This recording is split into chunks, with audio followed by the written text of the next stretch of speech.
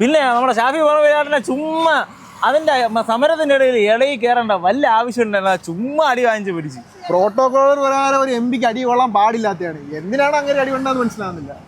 അത് പിന്നെ പോലീസുകാർ ആദ്യം പറഞ്ഞ പുള്ളിക്കാരനെ അടിച്ചില്ലെന്നാണ് പറയണത്. പക്ഷെ ഇപ്പൊ എന്തിനാണ് തെളിഞ്ഞത്? പോലീസുകാർ അടിച്ചെന്ന് തെളിഞ്ഞു. പക്ഷെ മൂക്കിക്കൂടെ ചോര വന്നു. ഷാഫി പറയുന്നത് പോലീസ് അടിച്ചത് വേറെ വിവാദങ്ങളെ മറച്ചു വെക്കാൻ വേണ്ടിയാണെന്നാണ് പറയുന്നത്. പക്ഷെ അങ്ങേര് ആശുപത്രിയിലായത് ഒന്നും നമുക്ക് കള്ളത്തരമൊന്നും പറയാൻ പറ്റില്ലല്ലോ. അങ്ങനെ ആശുപത്രിയിലായി, ചികിത്സയിലായി, അങ്ങേരെ മൂക്ക് പൊട്ടിയത് എല്ലാവരും അറിഞ്ഞു.